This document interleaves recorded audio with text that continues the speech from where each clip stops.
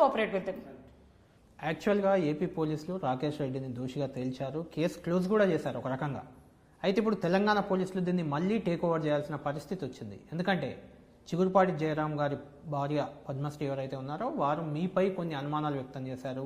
ఇందులో ఈ హత్యలో మీ ప్రమేయం కూడా ఉండొచ్చని వాళ్ళు పోలీసులను ఆశ్రయించారు. దీంతో ఇప్పుడు తెలంగాణ పోలీసులు ఈ కేసును విచారించే అవకాశం కనిపిస్తుంది. దీన్ని ఎలా ఎదుర్కోబోతున్నారు మీరు? ఇప్పుడు ఆవిడ ముందు స్టార్టింగ్లో చెప్పారండి, నాకు అసలు ఎవరి మీద అనుమానం లేదు, మీరెవరు జెన్యున్గా మీరు ఎవరైతే వాళ్ళనే శిక్షించండి అని చెప్పారు. సడన్గా తర్వాత నాకు ఇప్పుడు నా మీద మాత్రమే అనుమానం ఉంది అని చెప్తున్నారు. ఓకే, ఇప్పుడు మీడియాలో 4 రోజుల నుంచి వారం రోజుల నుంచి శ్రీకా చౌదరి అనే మాట తప్ప వేరే ఏ టాపిక్ రావట్లేదు.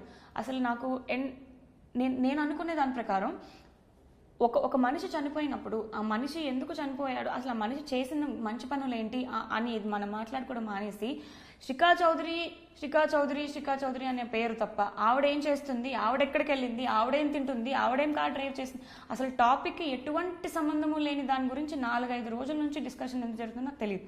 అలా జరగడం వల్ల ఏ మనిషి అయినా చూసి దాన్ని ఇదేంటి, ఒక పక్కన ఆవిడ హస్బెండ్ చనిపోయిన బాధలో ఆవిడ ఉంటారు, అలాంటి సమయంలో ఇట్లాంటి వార్తలేసి నేనే చంపాను అని క్వశ్చన్ మార్క్ వేసి నేను సైనైడ్ పెట్టాను అని అడిగి ఇంకోటి చెప్పి ఏది పడితే అది మాట్లాడడం వల్ల అటు మా ఫ్యామిలీ హర్ట్ అయ్యి అటు వాళ్ళు కూడా హర్ట్ అయ్యే ఛాన్సెస్, దానివల్ల ఆవిడ కేసు ఫైల్ చేసి ఉండొచ్చు. ప్లస్ ఆవిడకి రాంగ్ ఇన్ఫర్మేషన్ ఎవరైనా ఇస్తున్నారేమో, రాంగ్ సలహాలు ఎవరైనా ఇస్తున్నారేమో. కానీ నాకు ఒక్క విషయం అర్థమైంది ఏంటంటే నన్ను ఇప్పుడు ఈ కేసులో ఇరికించడానికి మాత్రం ట్రై చేస్తున్నారు చాలా గట్టిగా. సో అంటే ఇప్పుడు ఎవరైతే ఇప్పుడు నా మీద అనుమానాలు ఉన్నాయని మళ్ళీ కేసులు పెట్టాలని అనుకున్నారో నన్ను ఎలా అయినా సరే ఇప్పుడు ఈ కేసులో ఇన్వాల్వ్ చేయాలనో లేకపోతే ఇరికించాలని ట్రై చేస్తాను. వాళ్ళకేంటి ప్రయోజనం అది నాకు తెలియదండి, మరి వాళ్ళకి తెలియాలి. మేబీ నేనేమన్నా వాళ్ళ దగ్గర నుంచి ఏమైనా ఆశిస్తున్నారని వాళ్ళు అనుకుంటున్నారేమో నాకు తెలియదు. నాకైతే ఏం అవసరం లేదు. I don't want anything. But నాకు ఈ కేసుతో ఎటువంటి సంబంధము లేదు. Directly or indirectly I have nothing. So I will support the police. Telangana పోలీసులకి కూడా నేను పర్ఫెక్ట్గా అక్కడ ఎలా సపోర్ట్ చేశాను ఇక్కడ అలాగే సపోర్ట్ చేస్తాను. నాకు పూర్తి నమ్మకం ఉంది వాళ్ళు 100% కరెక్ట్గా వాళ్ళు ఈ కేసుని టేకప్ చేసి కరెక్ట్గా వాళ్ళు జడ్జ్మెంట్ ఇస్తారని నేను అనుకుంటున్నాను. ఎందుకనంటే this is not a small thing. Okay, ఒకవేళ కనుక అలా కాకుండా నన్ను కనుక ఒకవేళ ఎవరైనా ప్రెషర్ చేసి ఇన్వాల్వ్ చేయాలని నేను కూడా న్యాయ పోరాటం చేస్తాను.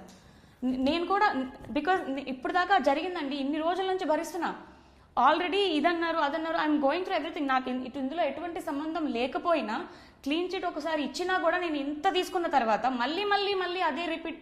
ఓకే సరే, ఆవిడ బాధలో ఉంది, ఆవిడ మళ్ళీ పెట్టాలనుకున్నారు, ఫైన్. కానీ it can't happen for ever.